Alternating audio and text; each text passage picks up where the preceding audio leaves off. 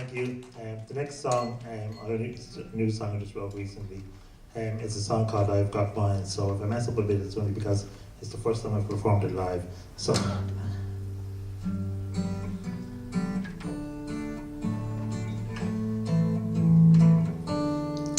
in most cases, it is not easy when they leave behind their home, family and friends, absconding, persecution, war and drought, reaching their destination. Actually, the question you asked me, how did it all start? It probably started much earlier than that. It probably started when my PA Patrick started working for me about 4 years previously or 5 years previously. As I mentioned earlier on, I've been big into writing poetry, and that's as far as I've gone. But Patrick, when he started working for me, he actually was a guitarist. He still is a guitarist. No, actually, he says he's not a guitarist. He says he's a piano player, keyboard player, you know. But I actually trained him how to play the guitar, and trained him into my kind of music, like, because he's a jazzy head, like, and I mean, I said, no, I'm not singing jazz, I'm sorry, So no, he's a great country guitarist. So anyway, this is the way we work. This is how we all started. This little microphone you see on my table is the microphone, believe it or not, that we record into. It's only I paid £10 for it about 10 years ago. Maybe not quite that long ago, but I mean, it's only an ordinary computer mic, and with the right programs, it actually works quite well. To get the first takes down, anyway, and then by using another program called SoundForge, and this program that we have open here at the moment is Cubase, and we can record as many tracks as we want using this. I never knew how to use this program until Patrick came along and showed me how to use it, and then when we got all the tracks recorded, we can go into another program called SoundForge, where you can edit the songs and do noise reductions and so on and so forth, and get the quality much better again. So you edit the waves or not? Yeah.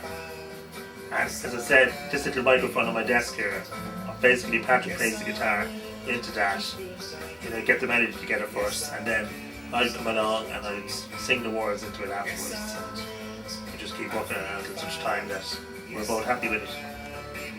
Very good. So we'd sit here for hours on end, basically, on a Saturday afternoon or a Sunday afternoon, sometimes at 2 or 3 in the morning, a couple of beers later. Okay, that's enough for one night. Then after Scruffy Murphy's were fine.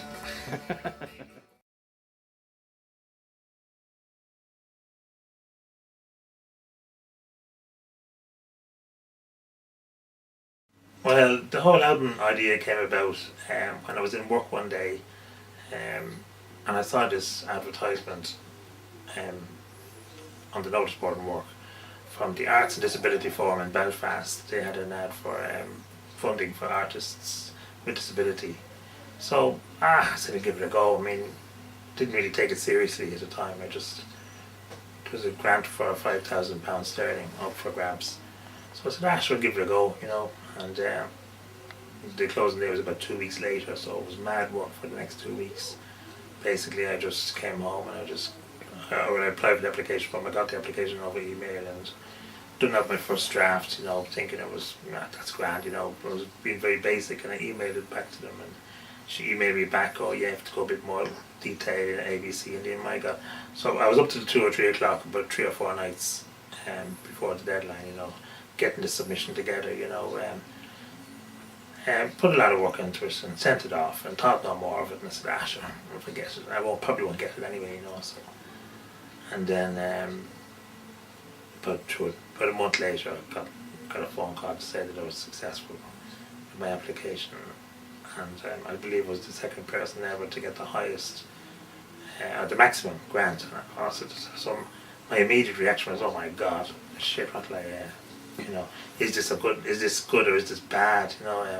Obviously it was good, but I mean, I knew it was going to mean a lot of work, and I was going to have to take my music much more seriously now, instead of I was going to have to do something now with it, part of me was delighted, part of me wasn't delighted, but I mean, I was probably just scared because it was a whole new area that I was getting into, you know, in relation to my music. So anyway, I got stuck in there, got my first installment, and I found an accessible recording studio, which incidentally was very hard to find. You know, I ended up finding a Temple Lane recording studio, which is the Temple Bar Music Centre, and so we went in there and we recorded for really 6 days in total in there, like, you know, over the 3 or 4 weekends, and that was really, really great. I really enjoyed that. Part of it was great fun. The recording part of it was really good fun, you know, going in there and recording the music and just seeing what was involved in relation to, you know, putting a whole CD together or whatever. The mixing part was a pain in the ass, like, you know, having to, you know, sit there and listen to the same song for about 20 times over and over again. Race, bass, race, bass. See what's in my backyard, so what are puppies supposed to do? With few amenities on site, life can be very hard. Ethnic minorities of people too. A race space, don't put me in a place. A race space where I can't see your face. A race space, don't put me in a place. A race space where I can't see your face.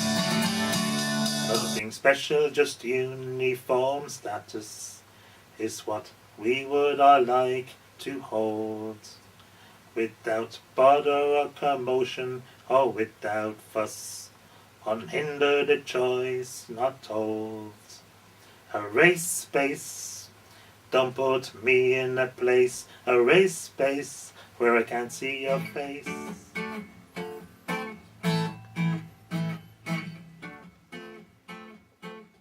Because I could have gone in there and done a lead vocal for anything, straight off, no bother. I could have gone in and done keyboard parts straight away, no bother. But actually, the type of guitar I'm playing is quite tough for me. I mean, I'm actually playing slightly ahead of myself, like, ability-wise. So, like, some of them were very, very, very tough. I mean, there was a running joke between Hubert and me that, like, Hubert would get everything in 2 takes, and then I'd try and get the guitars down, and, like, we'd be up to take 8 to take 9, and I'd still be, like, making mistakes here, there and everywhere. It was a lot tougher on me. And because we were limited time-wise, you know, it puts extra pressure on you. So I think I'm reasonably happy with what I ended up managing to do.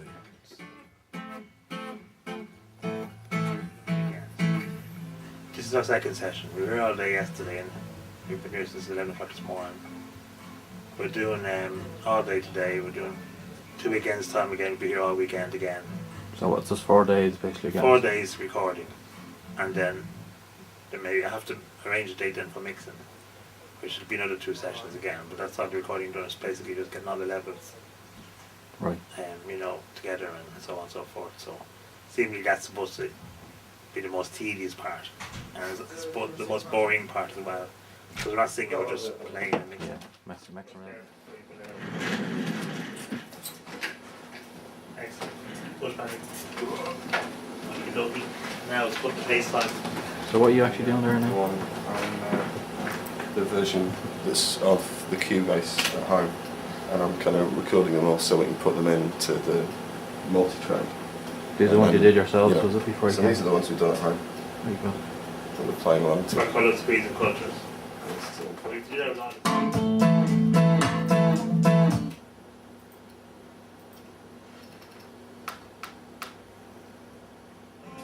Not in my backyard, so what are puppies supposed to do?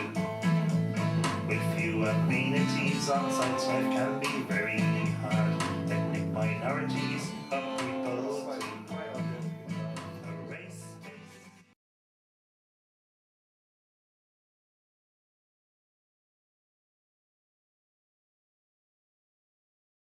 Yeah, and so basically now I'm bitten by the bug, you know, and the end product now is my album, which was released last December 2003.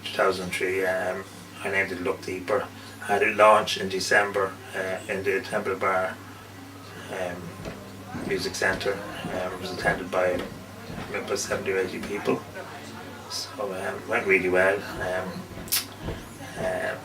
Sold loads of CDs, you know, and I've been basically just got in there in time for the Christmas market, and you know the CDs are going fairly okay now. I've sold about 200 copies to date, and that's not only in 2 months. Hello, everybody. I have a little job here this evening. My job is to introduce one or two people, and I'll start off by saying hello for myself. I'm Mark Nocton. I'm involved with the Centre for Independent Living, and a friend of Hubert's. Gee, dangerous thing to say these days.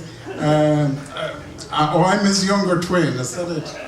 Right, and I usually get to keep his hats when he throws them away over the years. So, for myself, I'm like all of you here. We're here to celebrate Hubert's achievement, and to have a few babies as well, I'm sure, and to promote this venture.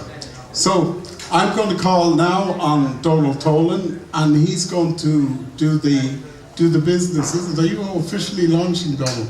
I think that's it anyway. So, okay, Donald.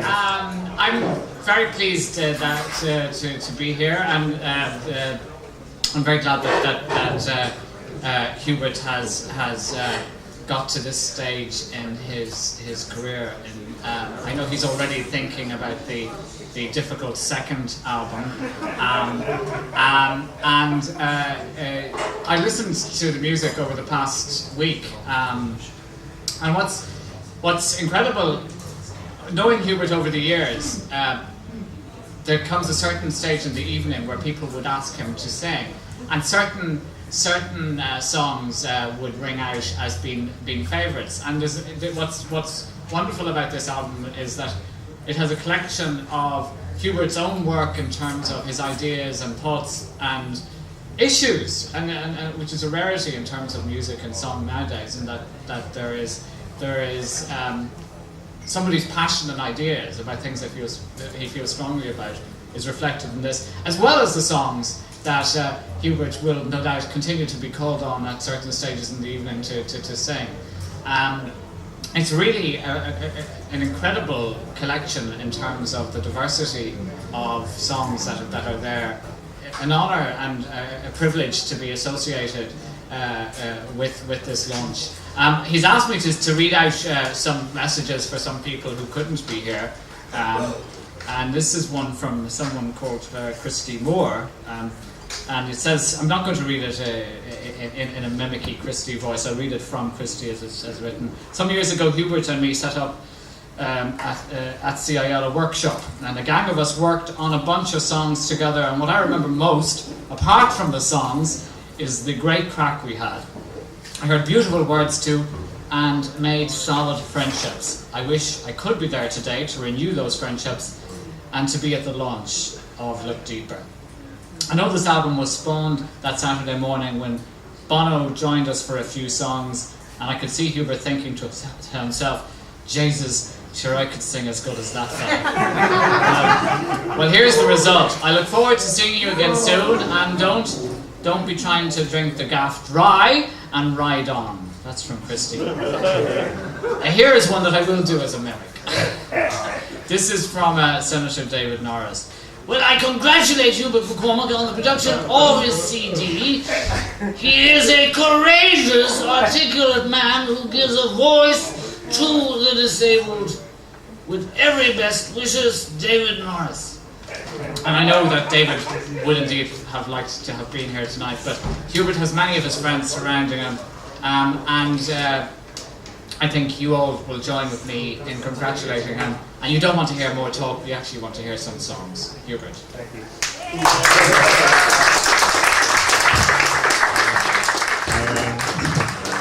What can I say now after them kind words from Donald, you know? Buy the album. Don't worry, I won't forget to say that. None of you will be out of the room without buying an album, at least one. There's a couple of people I'd like to thank before. I'm going to finish up now, with a couple of songs from the album. But before I do, there's a couple of people I'd like to thank. First of all, I'd like to thank the man here on my right, Patrick, who started working with me as my PA about 4 years ago, and it's all his fault really that we're here today, I suppose, because he brought his guitar one day to work with him. It's still in my house, he won't take it home, but he can borrow it anytime he wants, like, you know.